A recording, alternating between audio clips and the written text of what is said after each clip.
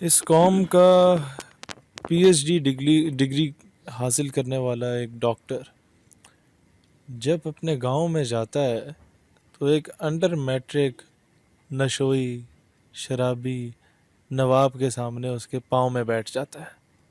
پیسے کی وجہ سے شہرت. اس قوم کی بیٹی جب اپنے باپ کے ساتھ یا ماں بہن کے ساتھ اپنے نواب کی زمینوں میں کاشت کر رہی ہوتی ہے اور وہ نواب کا بیٹا جو گرلز کالج کے سامنے کاغذ کے ٹکڑے پہ اپنا نمبر لکھ کے تقسیم کر کے واپس آتا ہے تو اس کو گندی نگاہ سے دیکھتا ہے. اس کے باوجود وہ اسی کو اپنا نواب مانتی ہے. تو یہ وہ ذہنی غلامی ہے جو ہمارے اندر رچ بس گئی ہے. یہ قوم، اس کے پاس کوئی ایسا لیڈر نہیں ہے درد دل رکھنے والا کہ یہ قوم مجبور ہو گئی ہے کہ وہ جو نہ مردوں میں آتا ہے نہ عورتوں میں آتا ہے، لیکن کیونکہ وہ ایک سابق وزیر اعظم کا نواسا اور ایک سابق سابقہ وزیر اعظم کا بیٹا ہے تو اس کے علاوہ اور کوئی آپ کے پاس آپشن نہیں ہے. یہ قوم ذہنی غلامی کا شکار ہے. اس قوم کے پاس ایک محنتی قمر زمان کائرہ، ایک محنتی خورشید شاہ اور ایک محنتی بابا قائم علی شاہ اور ایک محنتی اعتزاز احسن جو ہے وہ کسی حیثیت اوقات کا حامل نہیں ہے. اس قوم کے پاس پیچھے بچ گیا ہے تو وہ شیخ رشید کا وہ پیار بچ گیا ہے جو بلاول کی صورت میں ادھر ہے. اس قوم کے پاس پرویز رشید، خواجہ سعد رفیق، احسن اقبال جیسا ٹیلنٹڈ آدمی، ان سب کو نظر انداز کر کے یہ قوم جو ہے وہ میاں صاحب کی صاحبزادگان جو گولو مولو ہیں ان کی زندہ مرد آباد کے نعرے لگائیں گے اور زندہ باد کے نعرے لگائیں گے. اس قوم کے پاس شہباز شریف کے بیٹے کے علاوہ کوئی اور آپشن نہیں ہے. اس قوم کے پاس یہ جدی پشتی غلامی چاہتی ہے.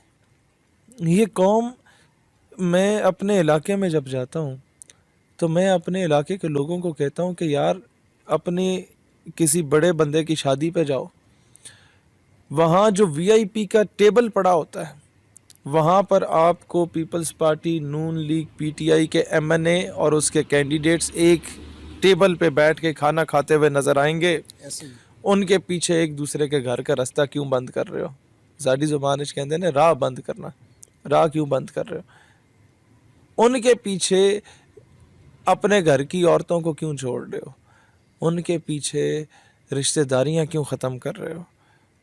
ہمارے گاؤں میں ہمارا ایک بڑے اچھے ٹرمز ہوا کرتے تھے، ایک کرنل صاحب ہیں ان سے اور ان کی فیملی سے، وہ صرف اس تھرڈ کلاس پالیٹکس کے پیچھے یہ دو خاندان آپس میں الگ ہوئے.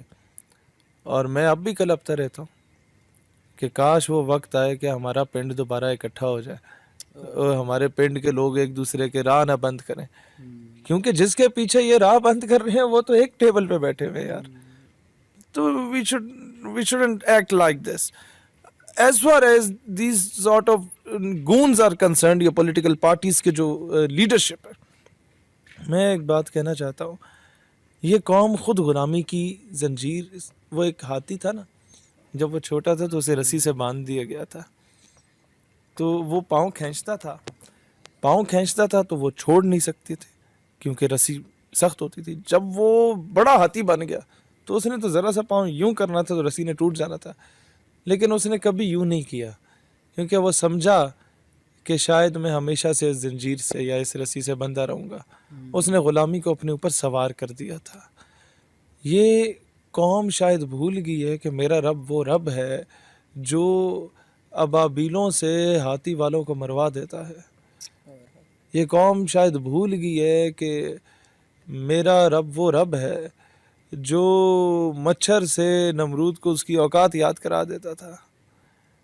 یہ قوم، اقبال نے ایک ہی شعر میں بہت بڑا جملہ کہہ دیا، یہ ایک سجدہ جسے تو گراں سمجھتا ہے، ہزار سجدوں سے دیتا ہے آدمی کو نجات. اگر تو رب کے آگے سجدہ ریز ہونا سیکھ جائے نا، تو پٹواری کے آگے نہیں جھکے گا، تو ایم این اے کے آگے نہیں جھکے گا، تو ایم پی اے کے آگے وزیر مشیر ان لچے لفنگوں کے سامنے نہیں جھکے گا جو جعلی ڈگریاں لے کے بیٹھے ہوئے ہیں. اور اگر تو ان کے آگے نہیں جھکے گا, تو کسی مقام پہ پہنچ گیا تو امریکہ کے آگے نہیں جھکے گا. یہ ایک سجدہ جیسے تو گرا سمجھتا ہے, جیسے تو مشکل سمجھتا ہے نا کہ پانی ٹھنڈا ہے تو وضو کے میں کریں گے, ساڈا بھی یہ حال ہوتا ہے. ایسے ہی 1000 سجدوں سے دیتا ہے آدمی کو نجات. تو جھکنا تو سیکھنا.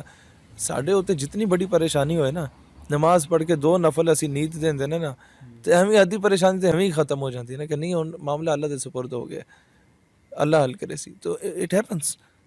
اسی طریقے سے یہ جدی پشتی غلامی جو ان MNAs, MPAs, نوابوں, وڈیروں, مشیروں, یہ جو ان کے جن کے باپ دادا انگریزوں کے بوٹ پالش کرتے تھے, ان کے کتے نہلاتے تھے, اب یہ قوم ان کتے نہلانے والوں کے کتے نہلا رہی ہے. اتنا اپنا معیار گرا دیا اس قوم نے. اس قوم کو چاہیے کہ آج اپنے اور غیر کو سائڈ پہ رکھے اور کہے کہ ہماری دوستی اور دشمنی کا معیار فقط رسول اللہ علیہ الصلوۃ والسلام کی حرمت اور ناموس کی بنیاد پہ ہوگا. جو ان کے ساتھ وفادار ہے, if he is from PMLN, People's Party, PTI, Labek, JUI or from anywhere, if that particular person is sincere with the dignity and honor of Rasulullah alayhi salam, I would be the first one to support him. If someone denies the basic ideology of Pakistan, میرے ملک کے نظریے کا کوئی بندہ مخالف ہے, تو I would be the first one جو اس کو اپوز کرے گا, جو اس کا گریبان پکڑے گا. یہ قوم اپنی دوستی اور دشمنی کا معیار اسلام اور پاکستان کی بنیاد پہ رکھ دے, ایک قوم سپر پاور بن سکتی ہے. اس قوم میں وہ ٹیلنٹ ہے.